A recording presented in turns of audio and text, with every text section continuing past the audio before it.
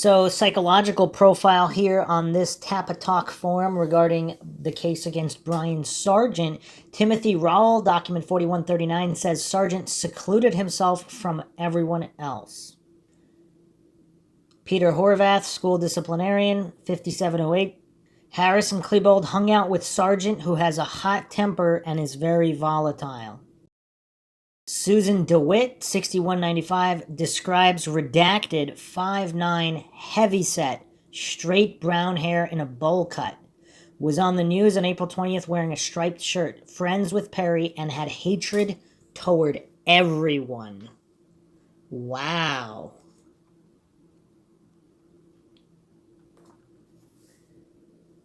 Lee Patterson, 6996. In about April 98, Sargent got into a physical fight with Isaiah Scholes. Sargent finished the school year in 1999 with other students. And supposedly it was someone else who got into the fist fight with Sargent, not Isaiah Scholes. Ryan Poole, document 4097, said Brian Sargent and Robert Perry hung around Harris and Klebold a lot. Kimberly Carlin, 5239, says Brian Sargent is one of Harris and Klebold's good friends. Brian Sargent himself, document 8785, said that he doesn't know Klebold personally. So you have all these other witnesses saying that he hangs out with them and they're good friends. So Sargent's alibi, of course, is that he was at Burger King having lunch with Nicole Dickey and Frank Zerger.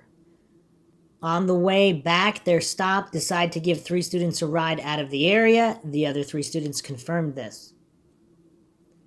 A pretty good alibi at first glance, although none of the other Columbine High School students, and there were many, having lunch at Burger King at the same time remember the trio. Huh. Plus, Zerger had to request psychological counseling after being interviewed, and Nicole Dickey may actually have been in the cafeteria when the shooting broke out. Huh. What the? This is curious. Okay. Brandon Riceback, document 5088, does not recall Sargent being in his first or his fourth period class on April 20th. Julianne Brunau, 2571. Sargent, Zerger, and Dickey gave her a ride at about 11:30 to 11:40. Does that give, is that enough time for Brian Sargent to do some shooting? Jonathan Owen, 3997. Brian Sargent gave him a ride out of the area at about 11:40. Nicole Dickey said she went to Burger King with Sargent and Zerger for lunch from about 11:15 to 11:45 a.m., document number 6317. Casey Hetzel, 6608, sees Sargent driving a Chevy Blazer in or near the Burger King parking lot with 5 other Trenchcoat Mafia members in the vehicle. So, in the Guardian Unlimited, April 22nd, 1999, reported that Nicole Dickey, 15, was in the school cafeteria when the pair burst in. But according to her, she's at Burger King with Sargent and Zerger from 11:15 to 11:45. DP.com also has, on April 21st, listed under suspects, Nicole Dickey, 15, a freshman who survived the Rampages outbreak in the school cafeteria. Whereas suspect's just the name of that article, has nothing to do with her. Paul Sealander, 9621, mentioning that Jennifer Harmon told him that she saw Brian driving around right after the shooting. Tad Bowles stated, 10,066, Sargent arrived at his house around noon with Zerger and Dickey. Bowles drove to Clement Park because Sargent was in a panic because he could not find a friend of his. This apparent concern for possible victims on the part of the shooters is an odd characteristic that is also shared by Morris and Perry. And of course, there are the students who describe the Trenchcoat Mafia members as gloating when they were standing around. Weird. So again, I don't have the unredacted versions here. Supposedly, people are saying Brian Sargent is not on McDuffie's list of people involved. But I don't know how that can be determined for certain with all the redactions. Also, Brian Sargent was not banned from returning to class when school resumed at Chatfield High. Yet there were students who said they were afraid of him. It's weird. So here's an interesting theory called the BK switch regarding Brian Sargent and his Burger King alibi. Star Viego reposted this here. Again, this apparently is just a theory. Officially, Brian Sargent left campus about 11:45 a.m. with Trenchcoat Mafia associates Frank Zerger and Nicole Dickey in Sargent's white four-door Honda Accord. They went to the Burger King at a nearby mall for lunch and were stopped by roadblocks on their way back to school. They picked up 3 other students, Jonathan Owens, Julianne Brunau, and Ashley Heish, and left the area. This occurred 11:35 to 11:40. Owens, 3996, and Brunau, 2570, corroborate this aspect of Sargent's story, and they added that Sargent picked them up in a small, compact car. Casey Hetzel was also at Burger King for lunch on April 20th. So, 6609. Hetzel stated while they were at Burger King, he saw several Trenchcoat Mafia members in a full-size Blazer or Explorer. He stated there were 7 or 8 people in the vehicle. He stated the windows were tinted and the only person he could make out was Brian Sargent. Hetzel stated his friend Paul Solon flipped them off. In a later interview, he changed the number of passengers in the Blazer to 5 or 6, but that's still 2 more than the 2, Dickey and Zerger, that he says he went to lunch with.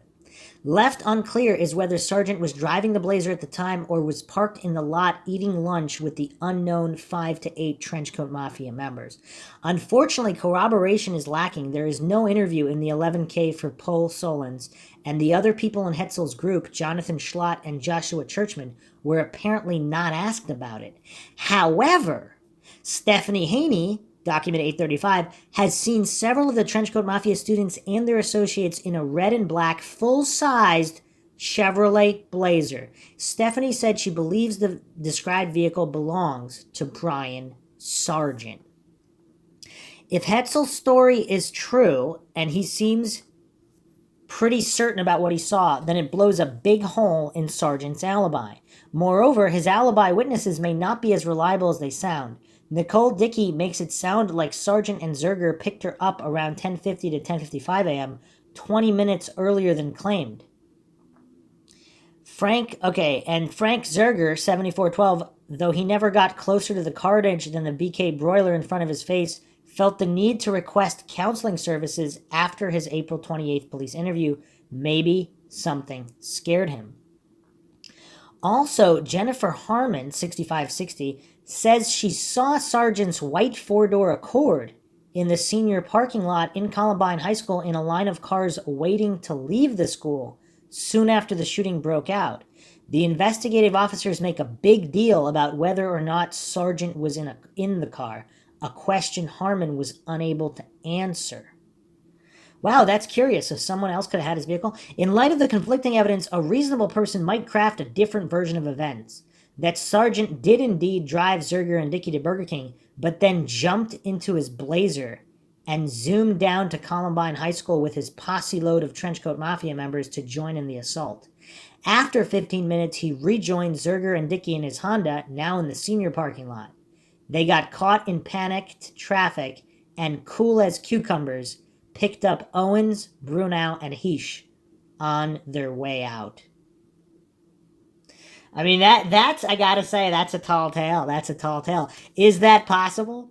I don't know. I really don't know. That would be totally mind-shocking. And not necessarily to participate in the shooting, but maybe just to get a closer look, run around. Perhaps if all these people did have inside knowledge, perhaps they were fairly confident that Klebold and Harris wouldn't shoot them and that they would be allowed to run around and just whatever.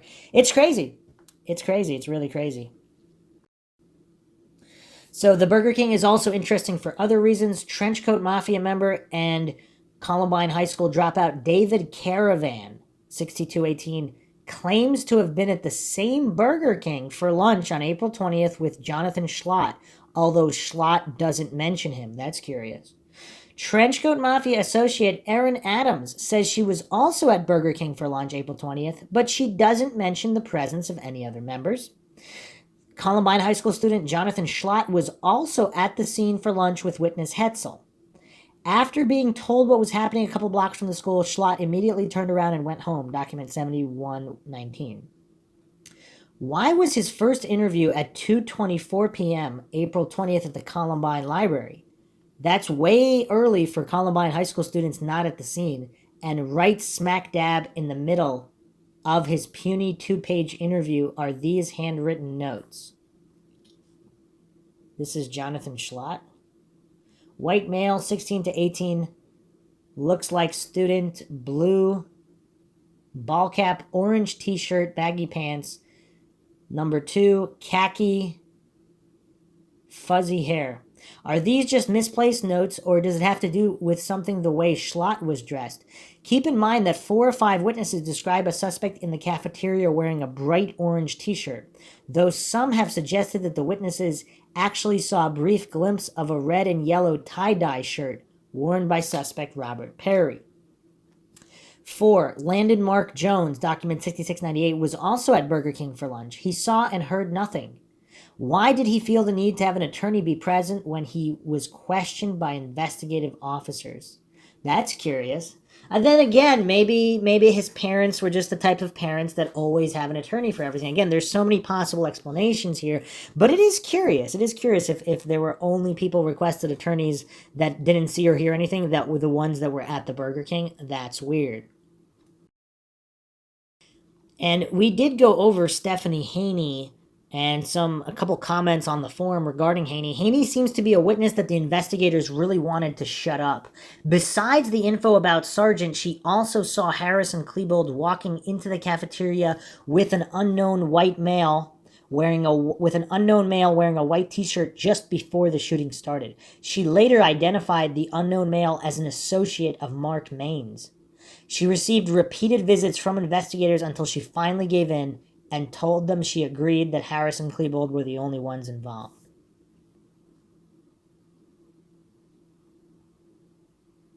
Another response here by Starviego. Haney likely saw and identified the suspect known as the white t-shirt bomber, which may be the same suspect as the Science Hall shooter. She was the only witness who was able to put a name to this person, who was probably not a Columbine high school student. So this man could have been the key participant along with Chris Morris. No wonder what she saw was so dangerous. It makes her the critical witness of the whole case.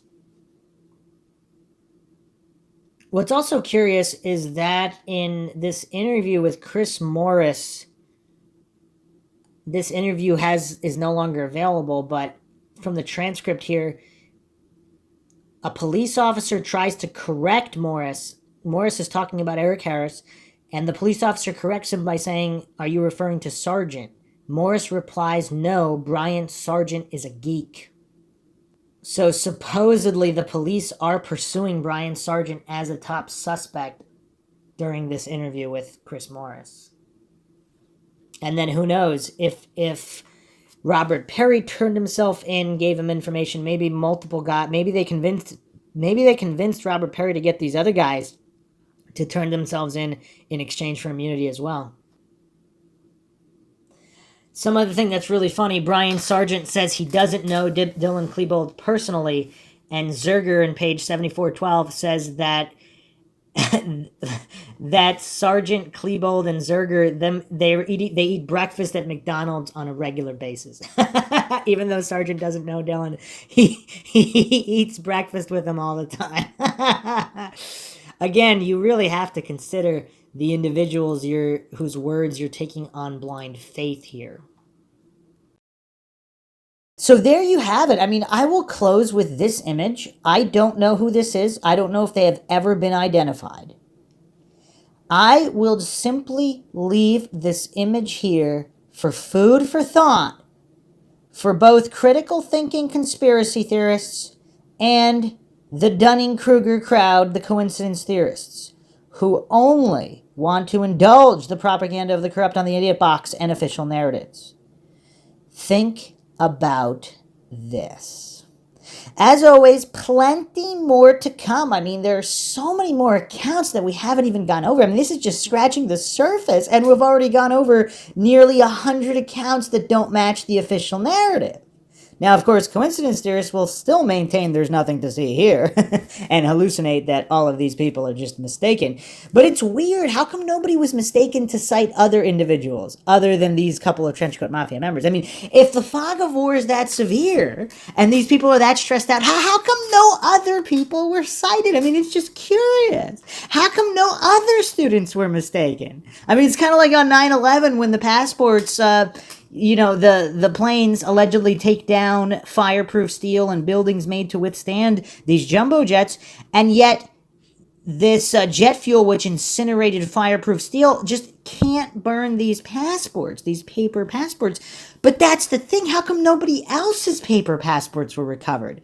Just the alleged terrorists. I mean, it's just curious. I mean, this is just curious. The coincidence theorists haven't been able to explain that. And again, with all of this supposed mistaken identity, how come nobody else? I mean, there's thousands of students at the school and nobody else was mistaken for a shooter. Isn't that kind of weird? I mean, only if you're using logic and reason, I guess. Plenty more to come, plenty more to go over. So stay tuned to the Columbine Conspiracy series on MINDSHOCK. Questions, comments, theories, thoughts, suggestions, rebuttals, debunkings of any kind, leave them in the comment section. If you want to support the podcast, you can donate to our PayPal. Just check the link in the description. You could also become a YouTube member for exclusive content right here on YouTube, or you can support the channel by being a Patreon and head over to Patreon. Patrons do get priority for case topic, logical analysis, co-podcaster requests. You could also be a guest in the podcast depending on your tier. Make sure to subscribe to the channel, hit that bell for notifications. Also, like and share. Spread the word about logic and reason in examining all true crime cases, conspiracies, and various topics. Twitter, Facebook, Reddit, and Patreon. This is Bruce McGuire signing off. Catch you guys